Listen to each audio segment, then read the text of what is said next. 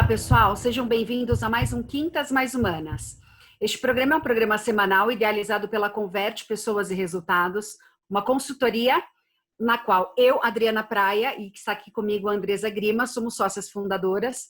Nós criamos o Quintas Mais Humanas com o objetivo de criar conteúdos para trazer conexão, para trazer pensamentos para o futuro, possibilistas, para trazer novos insights e para esse momento dar uma oxigenada e realmente um período de aprendizado para nós, tá? E para isso a gente traz sempre convidados das mais diversas áreas, dos mais diversos segmentos, para nos oxigenar, para semear esse conhecimento, sementes de conhecimento para nós. Para isso, hoje, não poderia ser diferente, hoje nós trouxemos dois grandes empresários e vai fazer com que a gente mergulhe no universo das empresas mais humanas. Antes da Andresa apresentar quem são os nossos convidados, eu vou pedir para que você se inscreva no nosso canal agora, por favor. A gente precisa de mais inscritos para a gente crescer. Dê o seu like, compartilhe com todas as pessoas que precisam se oxigenar no conteúdo, que precisam de uma curadoria aí de conteúdos de alta qualidade, e também coloque ali a sinetinha. Todos os nossos episódios estão também em podcasts, então você pode nos ouvir fazendo as suas outras atividades aí, tá bom? Sejam bem-vindos. Isso mesmo, Adri, muito bem colocado. São dois empresários de grande porte.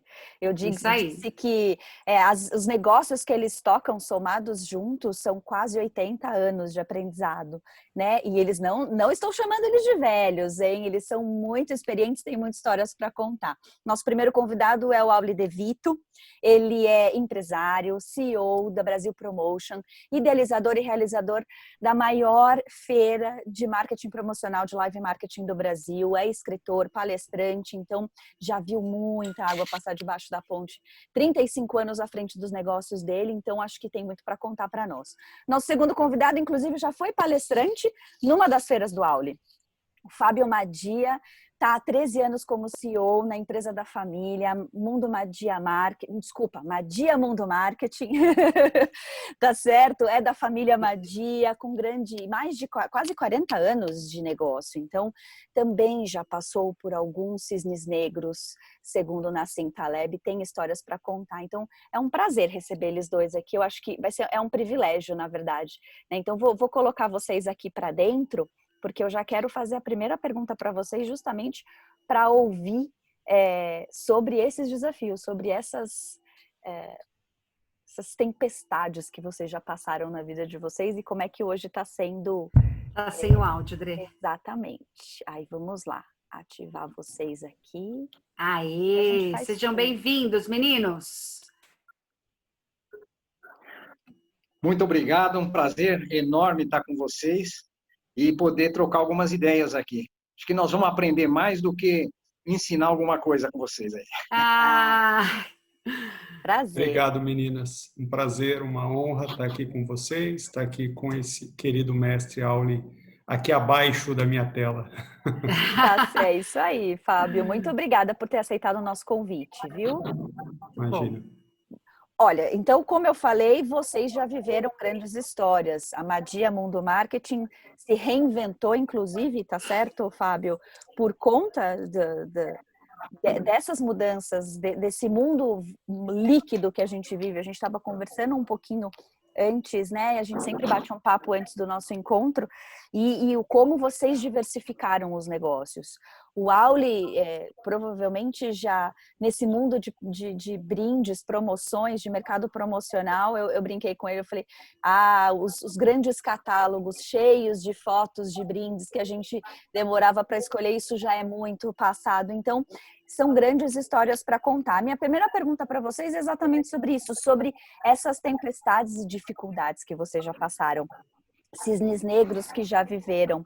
Eu queria que vocês compartilhassem com a gente aí alguma história de sobrevivência. Eu acho que aqui no Brasil a gente aprende a sobreviver, né? As empresas aprendem dessa forma. E como vocês aprenderam com isso? O que hoje fica de lição, de legado, inclusive para o momento que a gente está passando? Auli, fique à vontade, compartilhe conosco aí toda a sua experiência. Bom, eu atuo na área de marketing, né, mais intensamente com os profissionais de marketing, mas eu de formação, eu sou formado em economia, então sou economista de formação. Então, essa parte de para a gente tem uma importância muito grande. Como a gente planejar o negócio, como é que a gente vai fazer as coisas acontecerem, as etapas que a gente tem que trabalhar. E tudo é muito lindo quando tudo funciona, quando tudo vai dentro do planejamento e tal. Mas, às vezes, tem aquelas situações pontuais, como essa que nós estamos vivendo agora, e que me lembrou de outras situações que aconteceram no passado, não tão graves assim, mas que deu aquela balançada total. Nós começamos, né, como você falou rapidamente, mas nós começamos com um guia impresso, foi o nosso primeiro produto, e esse guia ele foi crescendo, fomos distribuindo para as empresas, colocando os fornecedores de brindes, distribuindo cada vez mais, até que ele atingiu 30 mil exemplares, e era uma publicação assim chegou a ter quase 1000 páginas, né? Chegou a ter 900 e poucas páginas. Então, era uma publicação assim literalmente de peso, porque até o custo do correio era bastante elevado. E nós fazíamos a distribuição disso através do Grupo Abril, na época, né? Sempre nos demos muito bem lá e sempre fomos muito bem atendidos. E acontece que numa das distribuições que nós fomos fazer, mandamos as etiquetas para lá e tal. Na época, se mandava virtualmente, já se mandava virtualmente, mas por algum problema que houve lá, os 30 mil guias foram distribuídos para as empresas erradas. Então, isso daí, nós ficamos sabendo, assim, olha, os clientes ligavam para lá, cadê o guia desse ano? Não, mas nós já mandamos. Não, mas não chegou. E aí 1, 2, 3, e aí aquela quantidade enorme, né? Começamos a averiguar o que tinha acontecido e vimos que eles tinham mandado para um mailing que não era o nosso, sei lá que mailing que era. E aí você fica naquela situação. Bom, eu imprimi um catálogo de quase 1000 páginas, vezes 30 mil exemplares. Quem está acostumado a mexer com isso sabe que é um custo bastante significativo, muito alto. A distribuição também é outro custo enorme. E aí nós tínhamos que tomar as nossas decisões. Bom, o que nós vamos fazer agora diante dessa situação? Então pensamos, bom, se a gente não tomar uma providência imediata, todos os clientes, esses 1000 clientes ou 800 clientes que têm as 1000 páginas aí, vão se prejudicar enormemente e nós vamos estar semeando a nossa própria morte, né? Porque o cliente não vai bem e nós vamos também vamos ficar numa situação muito ruim. E aí procuramos a editora Abril, explicamos o que tinha acontecido, que até então eles também não sabiam. Aí houve um processo todo de averiguação para ver se aquilo realmente tinha acontecido, se nós tínhamos mandado os mails corretos e tal.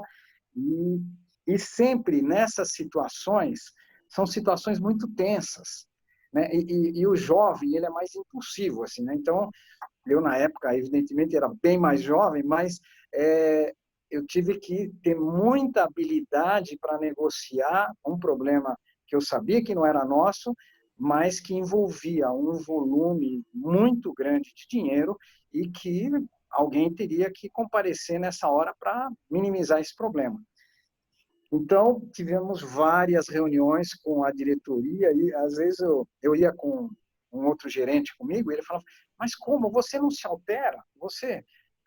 Porque não adianta se alterar nessas situações, você tem que arranjar uma solução mais adequada para o problema. E mesmo, porque às vezes haviam algumas provocações assim nas reuniões, né? Mas com tudo isso a gente conseguiu sentar, harmonizar o que eles estavam pensando, o que nós estávamos pensando. Eles não podiam pagar tudo naquele momento em espécie, então nos concederam a distribuição por uns 2, 3 anos gratuita. E eu liguei para a gráfica que nos atendia e mandei imprimir outros 30 mil.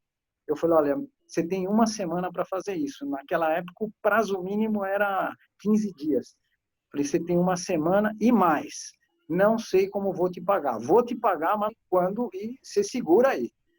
E a gente tinha uma boa parceria, era a gráfica Bandeirantes, e eles fizeram a impressão rapidinho, numa qualidade impecável, e nós redistribuímos e a coisa funcionou. Então, às vezes, a gente entra numa situação que a gente fala, pô, não tem mais saída, porque aquilo poderia quebrar a gente, quebrar metade do mercado, com uma coisa que tinha sido assim um detalhe que foi praticamente fatal, né, nesse contexto. E a gente conseguiu resolver dessa forma, conversando, não se alterando, mantendo a calma, discutindo, levantando as possibilidades para cada um, como poderia se adequar. A editora Abril cumpriu a parte dela, nós refizemos o catálogo, distribuímos, e nas distribuições futuras a gente conseguiu obter esse resultado. Então, foi uma coisa assim que eu aprendi muito nessa época, principalmente na forma de negociar, não se alterar. O brasileiro ele tem um pouco o sangue mais italiano, né? Já tem eu mesmo sou de descendência italiana, né? Então já é aquele calor, aquela vibração mais intensa. E saber controlar isso, saber conduzir isso de uma forma mais harmônica é muito importante para os negócios, né? Esse é um primeiro caso que eu tenho. Tem um outro caso também, se você depois jogar conveniente, a gente comenta também. Bom, eu imagino que são alguns casos, né? De uma longa trajetória, exato. É verdade. O Fábio também, ele diz que ele tem ele tem uma coleção de mais de 1.200 histórias, não é isso, Fábio? Se eu somar as marcas dessas respectivas mais de 500 empresas, dão mais de 3.000 marcas, com as quais a gente trabalhou, ajudou a posicionar, enfim, ajudou a lançar Compartilha aqui com a gente qual foi uma história de grande impacto aí que foi mais difícil e que teve que exigiu mais de vocês para vocês poderem sair dessa situação. Quando a gente faz 40 anos, o Auli são 30 e alguns, Auli? Acho que são 35. 35, né? 35. 36 ou 35, é por aí. Se a gente levar em consideração que, no mínimo, a gente teve aí, sei lá, umas 20, 30 crises de menor ou maior impacto nesse período, eu acho que, na verdade, é engraçado, né? O ser humano, até por questão de sobrevivência, as lembranças dele são normalmente as lembranças boas. Então, a gente passa e a gente traz com a gente o que a gente aprendeu, né? E eu acho que períodos como esse, e que, na verdade, a gente fala agora de uma grande crise, né? Mas se a gente parar para refletir, os últimos 10, 15 anos, teve algum ano que não teve crise? Cada ano foi uma crise. Se a gente pegar do mortgage para cá, quantas crises a gente teve? Do mundo que ia acabar, que não ia acabar, de doença, teve H1N1, teve o Ebola, enfim, quantas coisas a gente viveu. Em determinado momento a gente entendeu a globalização do mundo, que é quando uma pequena faísca numa região do mundo, como foi o tsunami que destruiu uma usina no Japão, faz um efeito no mundo inteiro, né? Sobre todos os aspectos, sobre o aspecto social, sobre o aspecto econômico. Então, eu acho que viver em crise é uma nova realidade, não é agora. A gente vem vivendo em crises há muito tempo. E, assim, isto é uma habilidade que todos nós vamos ter que desenvolver. A gente chama de mundo fluido, né? Quem escreveu isso foi o editor da revista Fast Company, em 2012, quando a gente tinha um hábito terrível de dividir a humanidade pela data de nascimento, pelo RG. E aí tinha tal gerações todas que a gente conhece. Mas um dia esse editor falou que, na verdade, só tem 2 gerações no mundo, dos fluidos e dos não fluidos. O que é ser um cidadão fluido? É alguém que, num ambiente de crises, consegue fluir. Ele vai caminhando. É como o Auli muito sabiamente disse aqui, com maturidade, com tranquilidade, a gente vai vencendo os desafios. Agora, você pediu para pontuar especificamente uma crise, e eu não estava na empresa, né? Eu era jovem, mas eu lembro desta época, porque faltou muita coisa em casa nessa época, que foi a época do plano Collor, e que do dia para a noite tinha um pão francês, ninguém tinha mais nada, café, não tinha leite, mas eu lembro, meu pai conta essa história que Ele foi almoçar nesse dia, do dia da coletiva de imprensa, da Zélia Cardoso, com um prospect. Minutos antes do almoço, o prospect tinha fechado um contrato, um bom contrato, com uma de aluno marketing. E durante o almoço ele falou, olha, a gente segue trabalhando, mas eu não sei como eu vou te pagar, mas a gente vê isso. Que era uma outra realidade, que era uma crise brasileira, não era uma crise mundial, mas foi uma bela crise. Acho que a Auli teve grandes emoções nessa época também, porque você não tinha recursos para honrar as coisas, e aí as coisas gradativamente foram se estabelecendo. Então, eu adoro crises, eu sou apaixonado por momentos como esse, porque são momentos como esse que possibilitam a construção de coisas melhores para todo mundo, enquanto pessoa, enquanto empresário, enquanto mundo. Eu acho que se a gente está tendo uma crise, é sinal de que o modelo não estava vindo certo. E ela chegou num bom momento. Vamos ver se a gente tem a capacidade efetivamente aí de se reinventar. A gente vê uma séria dificuldade de algumas pessoas ainda entenderem essa crise como uma nova ordem, né? O caos como uma nova ordem. A gente tem falado disso já em alguns treinamentos com líderes executivos sobre a gente chama de geração fluxo. Você fala da geração fluida, mas é a mesma coisa, ela mesma, que aceita a crise, né? O caos como nova ordem. Então, existem...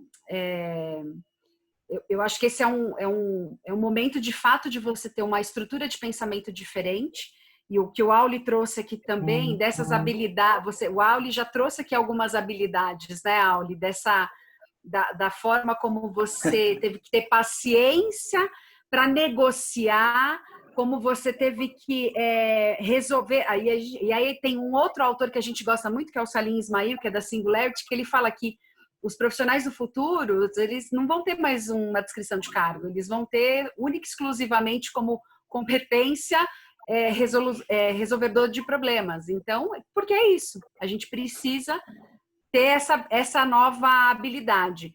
Já que vocês trouxeram, né, essa questão da crise mesmo, que a gente está vivendo no momento, como é que os dois têm áreas bem similares, né? Ou talvez até complementares em alguns momentos, outras vezes bem... Bom, mas são complementares, né? Sim. Mas vocês lidam com cliente, vocês lidam com fornecedores, vocês têm uma rede aí de contatos que vocês lidam diretamente. Como é que vocês imaginam que fica essa relação com os stakeholders de vocês a partir de agora? Porque assim, no mundo vai ser um novo normal agora, né? A gente não tem mais aquilo que nós éramos antes. De 2 meses atrás vai ser diferente realmente.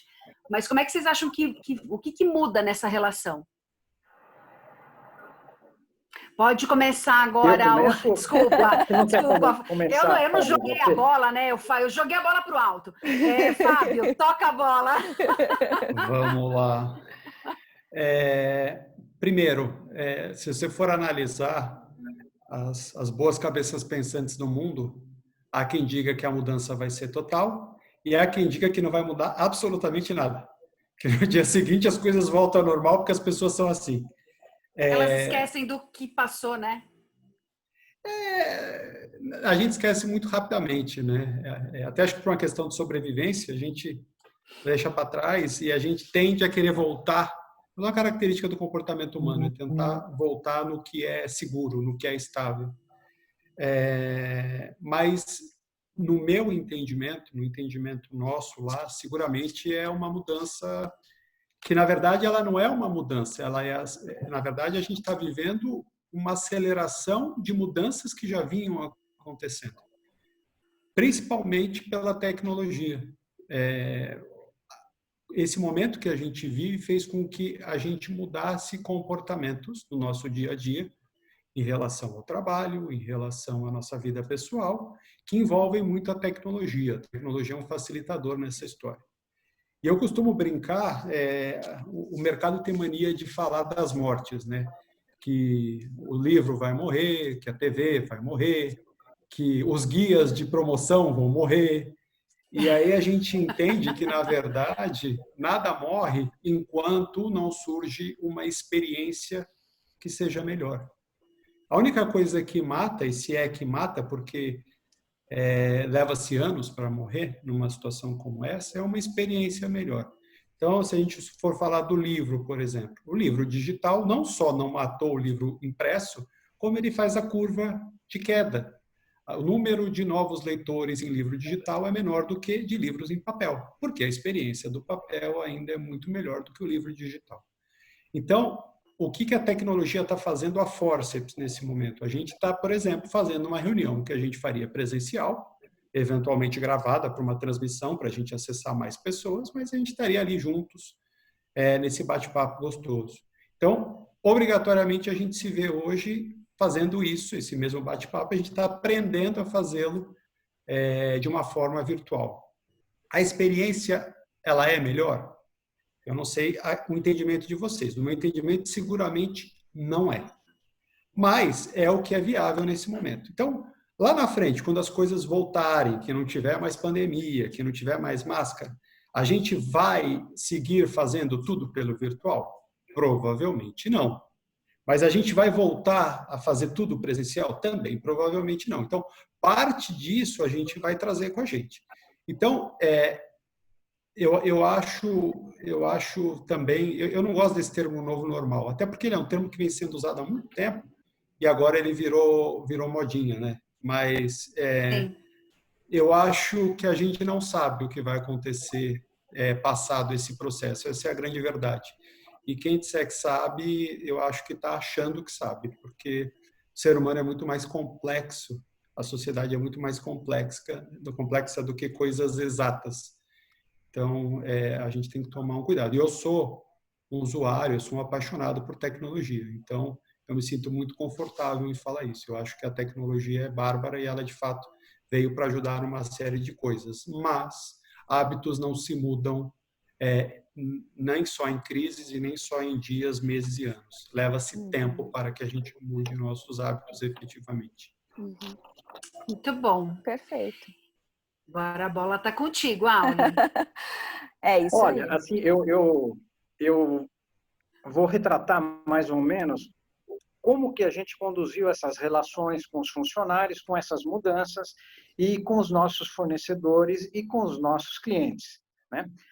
E com os nossos, como 99% das empresas, sei lá quantas estão envolvidas com isso, mas nós estamos trabalhando em casa, como todos. Eu me surpreendi, eu sempre achei que trabalhar em casa assim poderia ser uma grande dificuldade para manter uma unidade, porque na empresa você tem que estar com todo mundo em sintonia. Se todo mundo não estiver no mesmo foco, na mesma sintonia, as coisas não acontecem. Então, tinha muita preocupação de trabalhar remotamente e perder essa essência, né? E, para isso, quando houve essa mudança, nós criamos uma agenda, né? A Thaís é minha filha, trabalha comigo também, e nós criamos uma agenda diária com todos os departamentos. E funcionou maravilhosamente bem, porque hoje a gente sabe muito mais do que está acontecendo dentro da empresa do que a gente sabia quando estava lá. Porque no ambiente físico, você está vendo que o cara está trabalhando ali do seu lado. Você sabe os conceitos que você passou para ele, as coisas que eram importantes, as prioridades, você sabe tudo. Mas você não está sabendo, escuta, isso andou, não andou, tal. Quando você está atuando remotamente, há uma necessidade maior de falar e saber as coisas que estão acontecendo. Então, foi muito positivo, porque houve uma dinâmica completamente nova, nós não esperávamos por isso, muito mais rápido nos processos de decisão, nas soluções de problemas, e isso foi muito eficaz, e nós estamos agora num processo, nós demos um tempo até fevereiro do ano que vem, para nós decidirmos se nós vamos continuar mesmo só remotamente ou vamos voltar para o ambiente de escritório, né? Então, foi o prazo que nós demos aí para a gente ver como é que as coisas vão acontecer. Com relação aos nossos clientes, a primeira preocupação que nós tivemos foi com relação como que eles poderiam sobreviver num período em que as pessoas não podem se encontrar e que o brinde, o produto promocional, ele é utilizado nos grandes eventos. Nas situações de encontros e tal. Então, surgiu essa preocupação, como é que a gente poderia fazer para ajudá-los. E aí nós começamos a pensar, bom, qual situação que nós poderíamos estimular que ajudasse as empresas, os fornecedores a vender. E aí começamos a ver, puxa vida, o cara está trabalhando em casa, está sozinho. Seria muito bacana se ele recebesse um kit da empresa, com uma caneca, estamos juntos, ou vocês são excepcionais, sei lá, o tema que a empresa utilizasse, mas envolvendo a equipe dentro daquela linha de vamos lá, vamos juntos, vamos resolver. E lançamos isso no mercado e teve uma repercussão muito boa. E depois a gente acompanhou, muitas empresas, inclusive empresas bem grandes, fizeram esse processo de comprar esses kits, mandar para os funcionários. Então a gente achou assim que o resultado foi muito positivo. E criamos também uma conexão com os clientes. Pegamos, como hoje em dia eu acho que o ambiente está bem mais propício à parceria. O brasileiro ele trabalha muito isolado, o brasileiro não trabalha muito junto com outros. E nós fizemos reuniões, fizemos algumas lives do nosso setor, levando quais eram os problemas, o que cada um estava fazendo para resolver os seus problemas e criando parcerias. E essas parcerias foram fantásticas, porque um começou a fornecer para o outro, o cara que tinha um pedido numa outra região que estava menos afetada, o outro daqui pôde fornecer. Então, foi uma situação assim bem dinâmica, com uma aceleração até mais rápida do que a nossa expectativa, né? E com os fornecedores, nós sempre temos uma situação assim muito próxima dos fornecedores. Nós queremos estar juntos, porque a gente notou que quando eu envolvo um fornecedor desde o começo de um projeto, vamos dizer uma feira, que é um dos produtos que a gente faz, o resultado final é muito melhor. Por quê? Porque eu ponho ele no processo, junto comigo, no processo de criação. Olha, esse ano nós queremos fazer isso, esse ano nós vamos ter uma cenografia assim, esse ano nós vamos ter áreas de atrações desse tipo. E coloco o cara junto. Então, essa forma de atuar próximo dos fornecedores, estando junto continuamente, cria uma relação de confiança que também ajuda muito nesses processos, né? Então, nós tentamos nos ajudar aí mutuamente, não só na área financeira, mas também nas ideias, na troca de experiências de cada um, né? Então, isso foi muito positivo e foi assim, de uma maneira muito sucinta, o que nós fizemos com esses grupos aí. E o que Adriana, você acha que... Claro, claro. Perdão, deixa eu só complementar aqui para responder precisamente a sua pergunta. A gente sentiu, mas não sentiu tanto, porque a gente já vinha fazendo essa mudança há muito tempo. A gente entendeu já há algum tempo que os nossos serviços e a forma como a gente trabalhava tinham que mudar, porque o mercado estava mudando, o cliente estava mudando, o consumidor estava mudando e a gente não podia manter da mesma forma. Como a gente é uma consultoria por essência, consultoria vive de projeto, né? Então, a gente entendeu que naquele momento tinha um problema de modelo de negócio, acima de qualquer coisa, que a gente precisava escalonar os nossos serviços. E aí a gente foi e a gente fez essa mudança, tanto que essa mudança ela se conclui circunstancialmente no começo desse ano. E a gente já tinha feito toda essa migração dos nossos produtos e serviços para entregas digitais, vamos colocar assim. Então, hoje eu tenho uma plataforma com mais de 2.000 horas de conteúdo que chama Perennials, cujo objetivo é fazer mentoria para executivos e empresários e universitários. Hoje eu tenho 2 programas, um para empresa e outro para pessoa física, que a gente ajuda nesse processo de mudança e de adaptação para esse mundo fluido que a gente pega já há muito tempo. Em relação ao time, também a gente já estimula há muito tempo que eles trabalhem 1, 2, 3, todos os dias de casa, se eles quiserem. A gente só tem uma regra, que a gente não pode não entregar aquilo que a gente se comprometeu a entregar. Eu nunca cobrei, nunca vou cobrar horário, nunca vou cobrar nada, porque eu não acredito, a gente não acredita isso na empresa há muitos anos. Então, a gente, na verdade, entende que a gente tem um grupo de associados, e efetivamente é assim.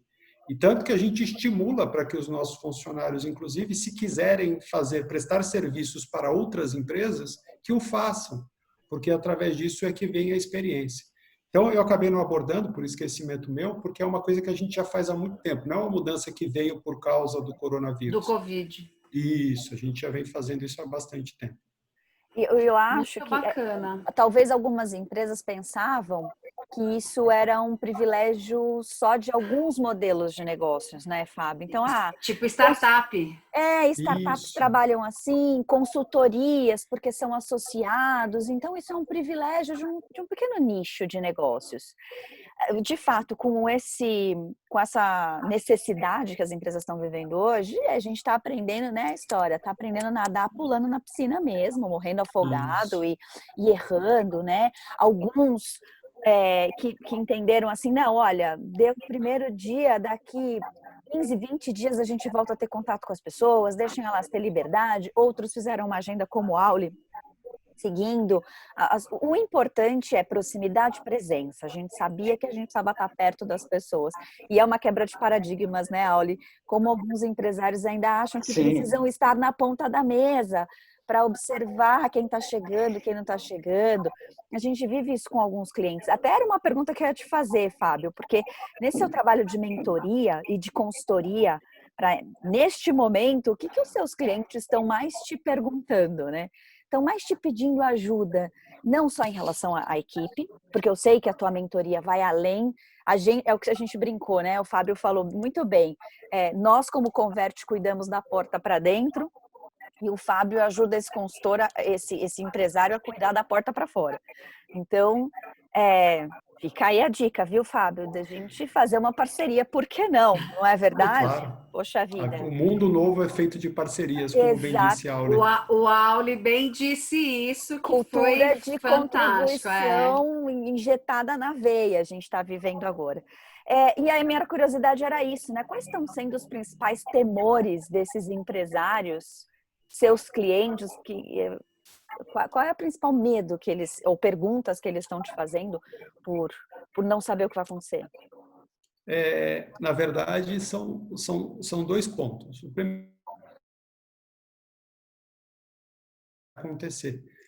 E aí acho que depende muito ter uma visão generalista, mas naturalmente você tem que trazer uma visão de mundo com relação ao mercado em que esse empresário está inserido, porque pode ser que no mercado dele eventualmente seja um momento de crescimento ou de mudança ou de, enfim, mudança de comportamento do cliente. Então são coisas que a gente tem que analisar e tomar muito cuidado no responder. Mas principalmente o que mudou é a ansiedade.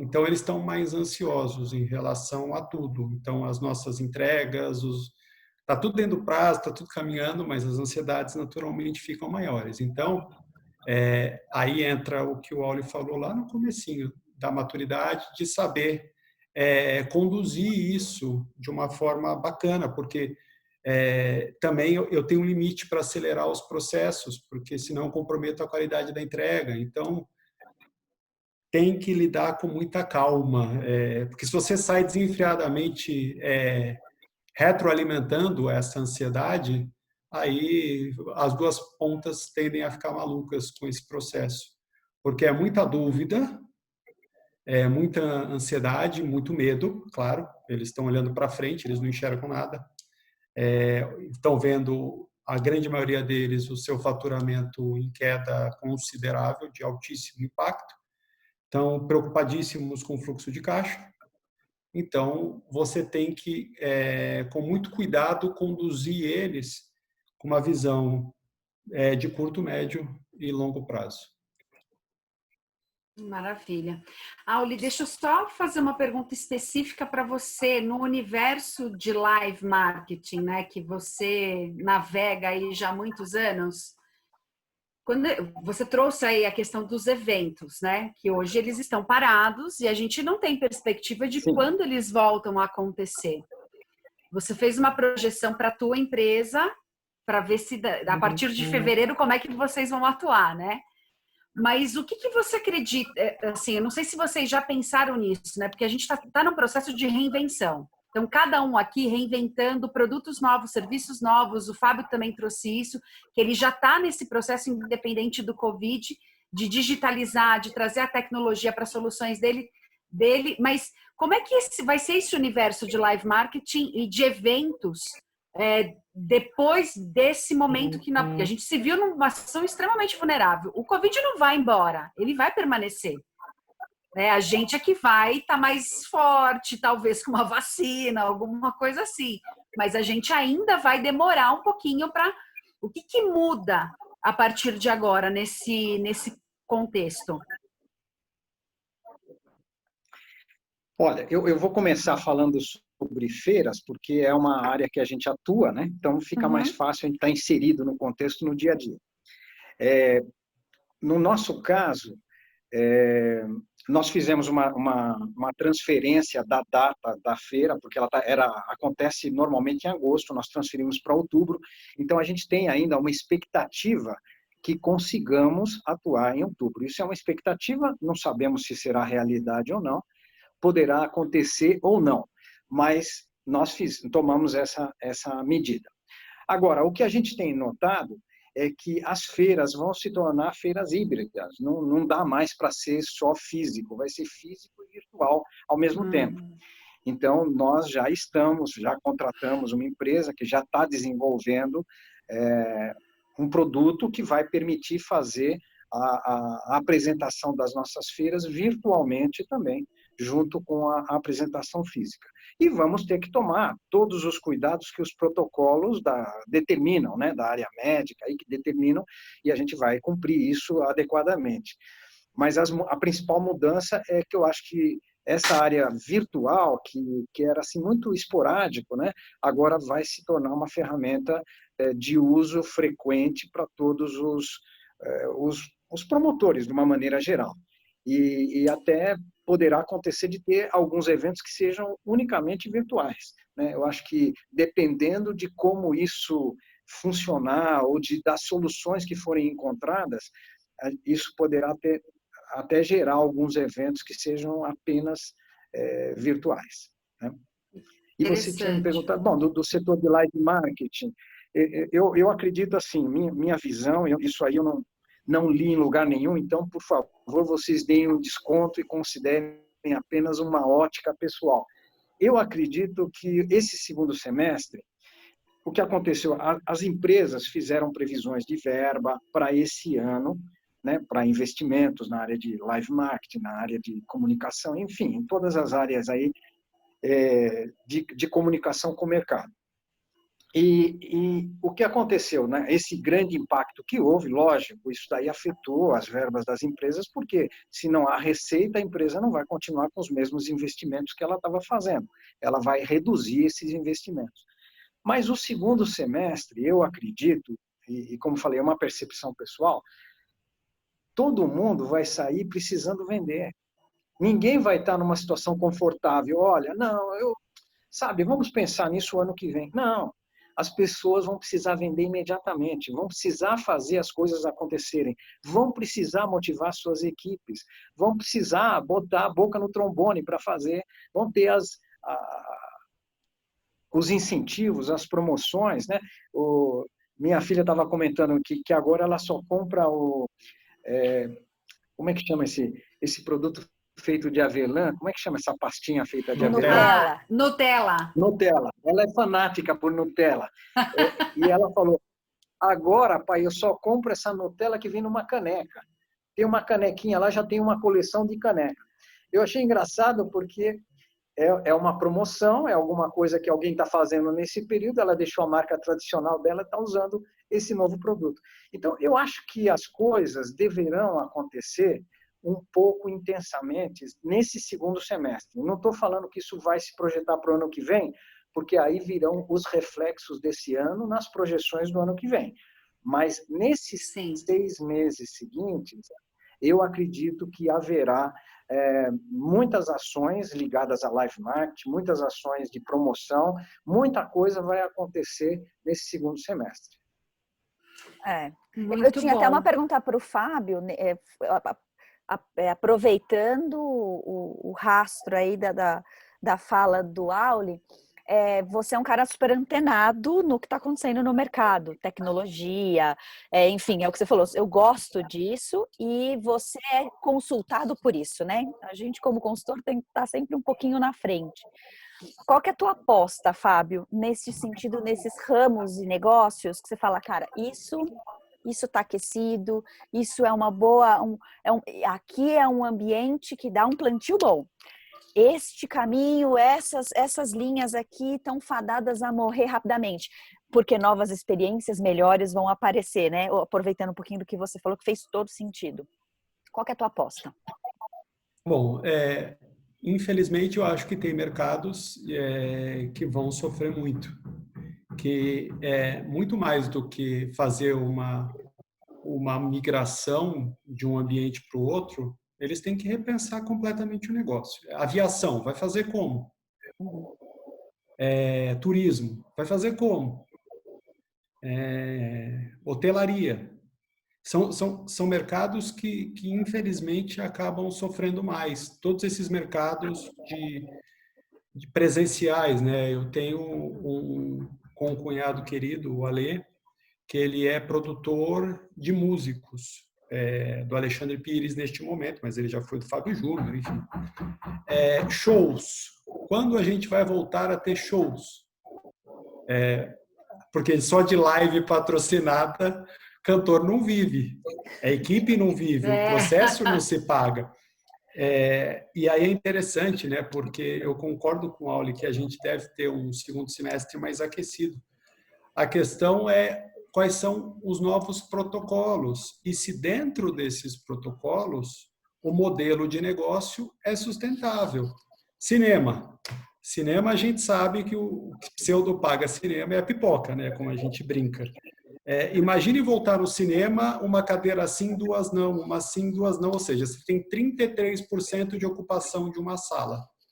Paga a conta? É viável economicamente? Provavelmente não. Quem consegue operar com 33% do faturamento? Então, a forceps, muitas coisas vão mudar. Por outro lado, tem N oportunidades, né? Por exemplo, esse país maluco, adoraria estar no ramo de farmácia, porque não tem nada que a gente veja abrir mais nessa cidade do que farmácia. Farmácia e salão de cabelo e salão de beleza. Então, mas salão é interessante você falar, porque o salão é a paixão da mulher empreendedora. O principal negócio da mulher que quer empreender, que está saindo do mercado tradicional para o empreendedorismo, é salão de beleza. E aí eu falo que aqui no Brasil a gente tem um complexo da paleteria mexicana, né? Já foi iogurteria, já foi paleteria, já foi a barbearia. Então, assim, alguém vai lá e faz uma coisa... Brigadeiria. Faz uma coisa que dá certo, porque é uma, aí todo mundo vai lá e... Aí o coitado que lançou morreu. Todo mundo junto. Então, essa é uma característica, infelizmente, aqui. Mas aí, no caso do salão de cabeleireiro, de salão de beleza, você tem uma variedade de serviços que você pode, inclusive, colocar nesse mix, né? Eu acho que é isso que você está falando. E junto um pouquinho, acho que da mulher, um pouco do gosto pessoal, do desejo dela de fazer algo por prazer, porque ela gosta de cuidar e tudo mais. E porque eu acho que tem essa variedade mesmo. E é um serviço que a gente consome. Não tem jeito, né? As mulheres vão consumir. Aqui no Brasil consome-se muito. Que, por sinal, no isolamento, a gente está quase que desesperado. Né? Você imagina? A gente faz reunião assim, né? Sei bem. Tenho 2 em casa. Pois é. Mas, desculpe, você estava falando aí sobre esses negócios que tem, né, são mais produtivos. Agora, oportunidade, sempre, muitas oportunidades. Na verdade, o grande segredo é você saber responder certo à pergunta certa. Que, na verdade, não é qual é o meu negócio, mas é o que as pessoas compram de mim. no caso especificamente do Auli, ele não vende guia, ele não vende material promocional, ele vende experiências de empresas com seus colaboradores e os clientes dos seus clientes. É esse o negócio dele. Então, assim, como é que ele vai... Esse negócio não vai deixar de existir. Ele vai existir para sempre. O como você entregará e realizará isso é que são elas. Então, o grande segredo, em épocas quaisquer, especialmente de crise, é você entender qual é o teu negócio, o que de fato as empresas e as pessoas compram de você. E aí você vai se inovando, porque essa resposta não muda. O que muda é o como você vai fazer a entrega. As pessoas não compram carro, as pessoas compram deslocamento. Quando tiver um deslocamento que não seja mais que carro, que seja uma experiência, como eu disse, melhor, adeus à indústria do carro. Com todo o amor que a gente tem para ela, ela acaba no minuto seguinte. As pessoas não compram furadeira, elas compram o tal do furo na parede. O dia que surgir alguma coisa que faça um furo melhor na parede, acabou o negócio da furadeira. Então, é assim, se a gente entender que é isso, sempre a gente vai enxergar a oportunidade. É a história do empreendedorismo, né? A gente estava... Desculpa te cortar, Adri, mas a gente tem um parceiro nosso que, inclusive, já escreveu um livro sobre isso, já faz palestras sobre ser empreendedor, e ele sempre fala isso. Entenda qual é a dor primeiro, né? Qual é a dor que existe. Aí depois você pensa em criar algum produto para ela. E a gente se apaixona pela nossa ideia, pelo salão de cabeleireiro. Pelo produto. Pelo produto, exatamente. O que eu mais vi nesses anos que eu sou o consultor são as pessoas se apaixonarem pelo produto. De startups, então, quilos. E aí você vai, você desenvolve o business plan, você desenvolve o planejamento, você vai atrás de investidor, mas na hora do vamos fazer acontecer, infelizmente, na maioria deles não rola. Porque quando você fala do como, Fábio, quando a gente pensa no negócio, e falando do negócio do futuro, que eu acho que são os nossos pensamentos possibilistas mesmo, tudo que a gente for fazer daqui para frente, isso a gente tem vivido na pele, porque somos consultoria, éramos 100% presencial e estamos refazendo todo o nosso negócio inevitavelmente. Né? Então, forçosamente, isso teve que acontecer conosco. Mas uma coisa, a gente não abriu mão. Impossível a gente abrir mão, porque o dia que a gente abrir, a Converte não existe mais, tampouco a sociedade entre Adriana e Andresa, que é o nosso propósito. Então, tudo que a gente faz conectado ao nosso propósito, até hoje deu certo. E o nosso propósito, ele é tão genuíno, quando a gente fala de propósito, está relacionado à nossa paixão, é aquilo que a gente ama fazer, é aquilo que a gente ama aprender mais sobre, é aquilo que a gente sofre para abandonar o velho e entrar no novo, porque é o que está acontecendo agora, inclusive. Né? Começar a gravar lives, essas coisas não era a nossa pegada. E agora a gente tem que começar a fazer. E aí, mas a gente sabe, o problema é você começar. Mas tem um propósito envolvido e o propósito acaba nos impulsionando, entendeu? Então, eu acho que o que eu queria que vocês trouxessem agora para a gente, baseado nessa parte que a gente falou aqui agora, quais são os recados que vocês podem deixar para essas empresas, independente do segmento, mas de pequenos empresários a grandes empresários. Tem muito empresário, e aí que eu acho muito legal do papo de vocês dois juntos, é porque vocês já têm uma história de longa data. E é muito legal ouvir vocês falando, porque parece que eu estou falando com dois donos de startups. Tanto o Auli quanto o Fábio. Vocês trouxeram coisas que se a gente conversar com qualquer fundador de startup, vai falar a mesma coisa. Então, quais são os recados que vocês podem deixar para esses empresários para viver esse momento e ter sucesso daqui para frente? Porque pode ser que eles tenham tido sucesso até 2 meses atrás, mas agora a gente não sabe mais como é que vai ser. Então, eu queria ouvir o Auli dizendo aqui para a gente. Traz toda a tua bagagem aí agora, Auli, porque você se reinventou muitas vezes, eu tenho certeza disso. O que você pode trazer e deixar para eles? Olha, o meu mercado, ele é predominantemente constituído de pequenas empresas, né? Pequenas e médias empresas, tem algumas grandes, né? Mas, em geral, são pequenas e médias empresas. Essas empresas, elas têm, assim, peculiaridades muito particulares, né? As dificuldades são muito ligadas ao dia a dia. Muitas vezes, a empresa está trabalhando hoje para pagar a conta de ontem, vamos dizer assim, né? Então, a parte financeira é um problema de gestão. Talvez eu esteja falando óbvio aqui, né? Mas eu acho que se a gente voltar essa análise para a pequena empresa, a gente vai ver que o problema de gestão financeira é uma preocupação grande. Então, primeira coisa, eu estou 36 anos no mercado porque eu nunca entrei em banco. Nunca entrei em banco. Eu me planejo, mantenho o capital de giro de reserva para conseguir sobreviver. A pequena empresa precisa disso. E o empresário, às vezes, não tem condição de viabilizar isso no curto prazo. Também eu acho que é importante a pessoa ter sempre um olhar para a inovação. Eu sou um apaixonado por inovação, assim, me identifico muito aí com o Fábio, com todo esse aspecto de tecnologia, que eu sou um fã, eu adoro. Nas nossas feiras, a gente procura sempre levar robô, as últimas tecnologias, o que está acontecendo nos fornecedores, e esse é uma característica do brasileiro. O brasileiro gosta de criar, gosta de fazer inovação.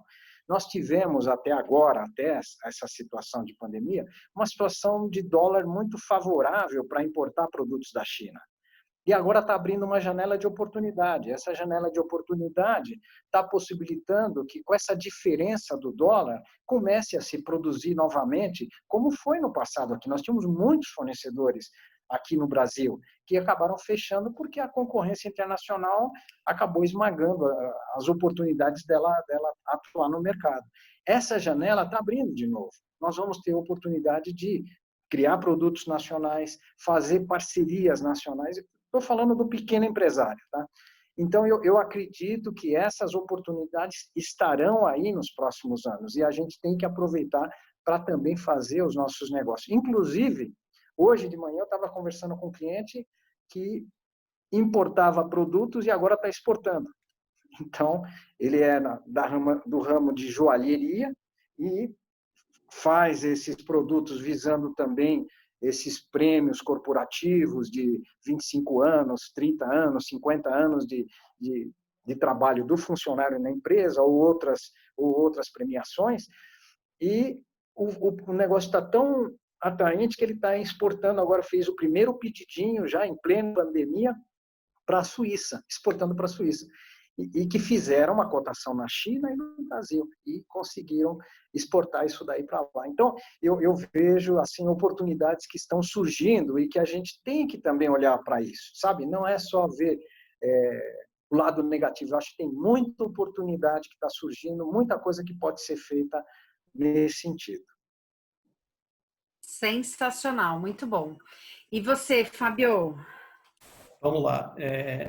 Eu acho que o meu recado para esses empresários, naturalmente todos os empresários, mas eu acho que como Aule a gente tem que dar um carinho especial aos micro, pequenos e médios empresários desse país, que são naturalmente quem mais sofrem com umas circunstâncias como essa. Primeira coisa, em relação à tecnologia. Aproveitem o barateamento e a qualificação rápida da tecnologia. Entenda como você pode agregar ela, agregando valor nos seus produtos e serviços. Hoje, usar tecnologia ficou muito mais barato do que era lá atrás. E se você não adotar a tecnologia no seu dia a dia, na sua entrega, na forma de trabalhar da sua equipe, teu concorrente vai. E isso pode ser que lá na frente seja um problema. Então, primeira coisa, tecnologia. Segunda coisa é entender, como a Aule falou algumas vezes hoje aqui, que este novo mundo, a menor distância entre os dois pontos não é uma linha reta, é uma linha para lá de curva. Ou seja, entenda que é um mercado que agora é cada vez mais colaborativo. A gente vive de projetos e em projetos somam-se competências. somam-se diversidades de competências e projetos, às vezes, são liderados por você, enquanto empresa, enquanto empresário, enquanto executivo. Em outros tantos projetos, você é conectado a um projeto de um terceiro. Então, valorize as suas parcerias, desenvolva as suas parcerias, porque provavelmente a tua sustentabilidade, o teu eventual crescimento está neste caminho curvo e não na linha reta, tentando acessar diretamente esses públicos. E terceiro, num ambiente de causa, ainda assim, e eu vivo de planejamento, né? O meu negócio é planejar, é o negócio de outras empresas. A gente fala muito de pivotar, eu acho importante, mas eu acho importante encontrar um equilíbrio. A nossa tendência em momentos de crise, principalmente dos pequenos, em busca do fluxo de caixa, é sair desesperadamente tentando vender. E ele não percebe que, às vezes, ele está se atropelando. Então, não estou falando para perder tempo planejando, mas, às vezes, dá aquela respiradinha. Às vezes, em vez de sair fazendo, aloca um dia e pensa um pouquinho. Entende onde estão as oportunidades, analisa um pouquinho a movimentação dos seus concorrentes, vê a mudança de comportamento do seu consumidor, entenda um pouquinho aonde estão as oportunidades, quais são os eventuais desafios que você tem pela frente, e aí no dia seguinte, depois de pensar um pouquinho, aí você vai lá e começa a ativar, e vai que vai, e vai mudando no caminho conforme a realidade for se apresentando. Posso só fazer antes da gente... Pode falar, Auli. Liliana, posso agregar? Claro! Claro. Só reforçando o que o Fábio está falando, mas às vezes a pessoa pensa que crescendo está resolvendo o problema financeiro, mas muitas vezes ela está piorando a situação financeira, porque quando você pega, eu tenho vários exemplos lá de clientes nossos que pegaram pedidos de 1 milhão de peças, né, e quebraram. Quer dizer, como é que o cara pegou um pedido desse? Porque precisou pegar o dinheiro no banco, não tinha o capital de giro necessário, fez o produto, o cliente demorou para pagar porque houve uma negociação com prazo mais longo, o cara não fez as contas direito. Bom, no fim, se atrapalhou inteiro e acabou quebrando. Então, quebrou o quê? Pegando o maior pedido da vida dele. Então, isso é uma coisa que pode acontecer e mormente eu vejo acontecer junto às pequenas empresas situações difíceis com um grande pedido, uma grande venda, um grande negócio, né? Só adicionando.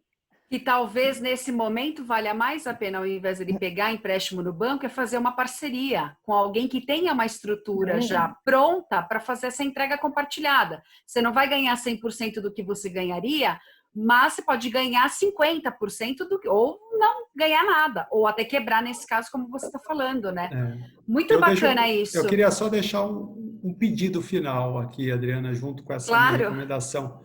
As grandes empresas que estão no nosso país, essas empresas mega globalizadas, cheias de fundos, de investimento, de capital, lembrem que o pequeno e médio, ele não tem um fluxo de caixa como o seu.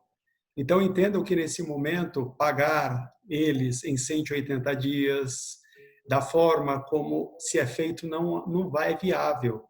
Vocês correm o risco de depois não ter fornecedor para entregar os seus produtos e serviços lá na ponta. Então, se eu tivesse com momento, você agora, eu ia te dar um abraço bem apertado, Fábio.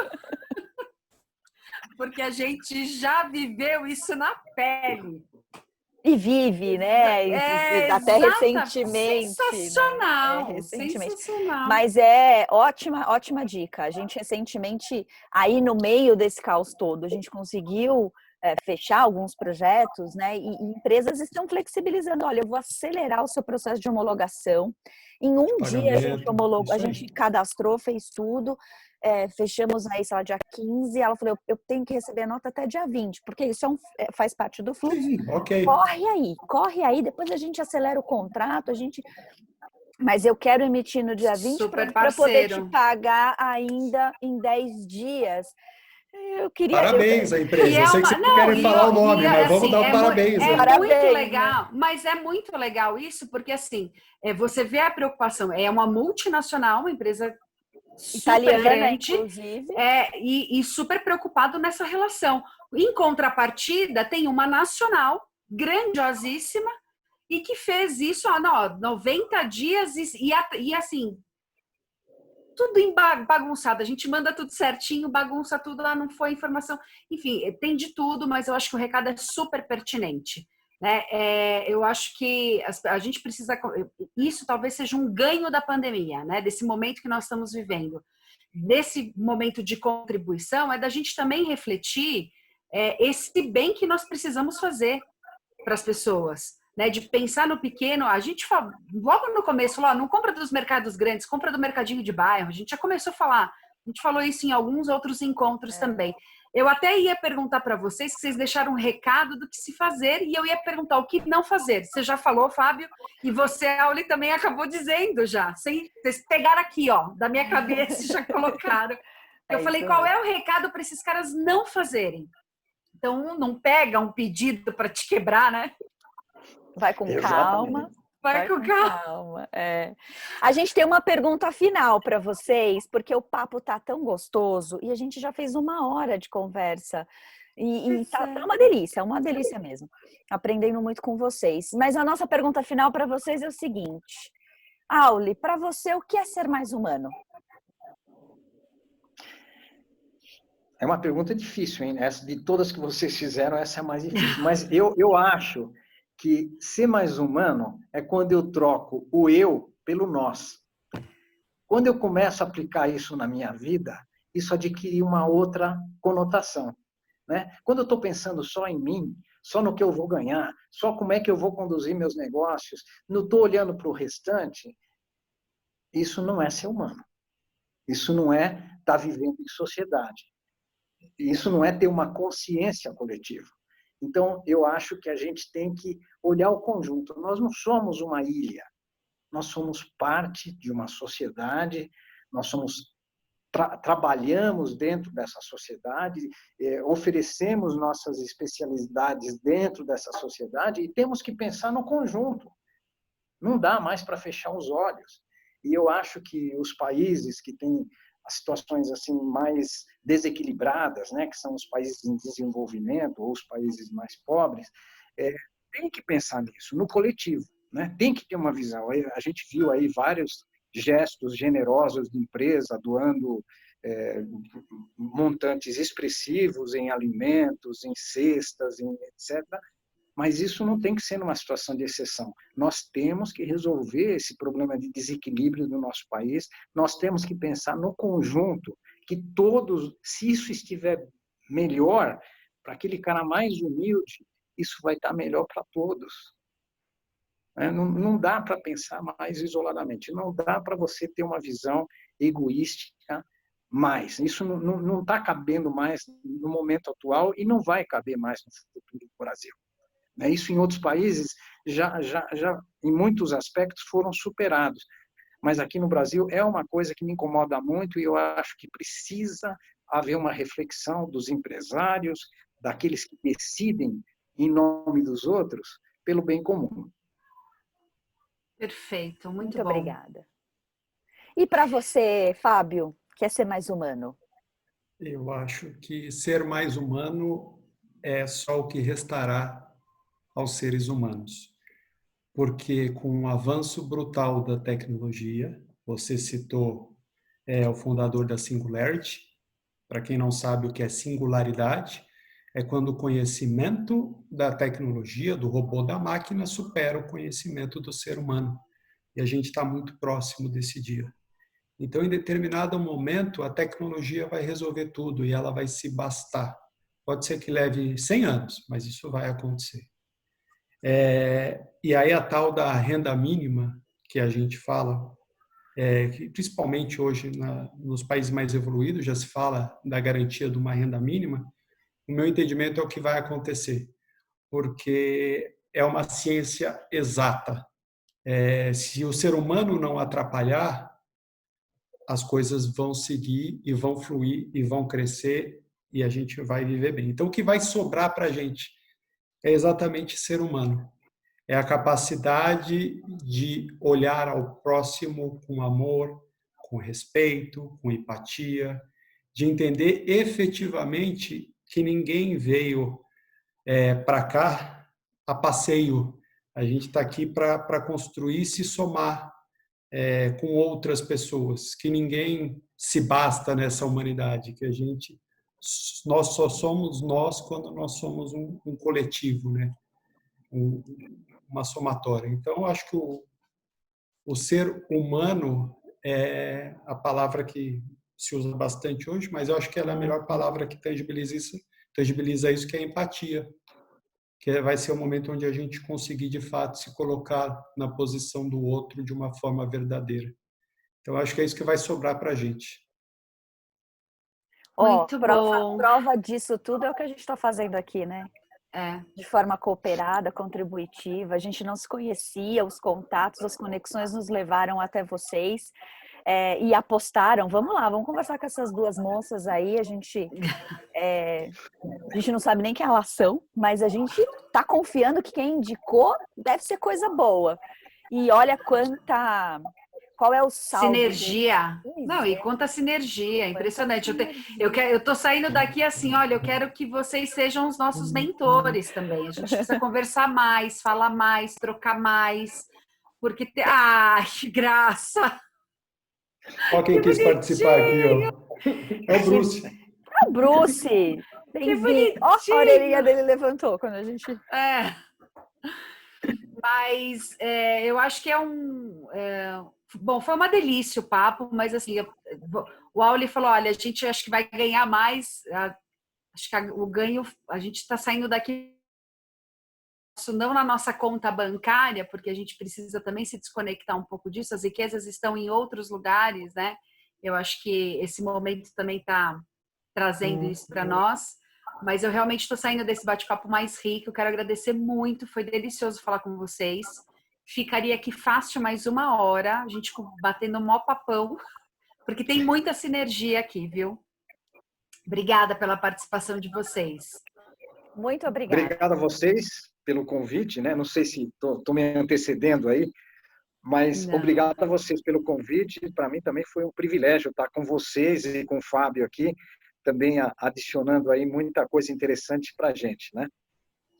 Eu agradeço muito também o carinho, a oportunidade, vocês duas, e aí são amigas do meu primo, são amigas minhas também. Boa! E Auli, se você é amigo do meu pai, você é meu amigo também. Então... Sim, com certeza. Com certeza. Muito obrigado pela oportunidade aí, gente, de coração. Um grande abraço para vocês. A gente sempre termina com um abraço virtual, então um abraço para vocês. Um abraço para vocês. E a gente vai se encontrar, assim, com 1 ano de Quintas Mais Humanas, a gente vai ter o nosso encontro presencial com todos os nossos convidados. Aí a gente vai poder se abraçar de verdade. Exatamente. Obrigada, gente. Beijo para vocês. Um abraço. Bom, gente, obrigada por ter ficado conosco até o final desse episódio. De fato, foram muitas sementes lançadas aí no nosso plantio e espero que gerem bons frutos para vocês também, assim como gerou para nós. Sem dúvida. A gente queria mais conversas com eles, porque realmente foi muito inspirador. Serão nossos mentores, com certeza. Então, obrigada a você que ficou com a gente. Lembre-se de se inscrever, ajude o nosso canal a crescer. E esse pedido que a gente faz tem tudo a ver com o que a gente acabou de falar, dessa contribuição e dessa colaboração. Compartilhe esse vídeo e os outros do nosso canal, se você gostou. E clica na sinetinha. Dá seu like, claro, né? Mas clica na sinetinha, porque tem novidade chegando, a gente não para. Então, quando coisas novas aparecerem, você vai ser informado, tá bom? Muito obrigada e até a próxima.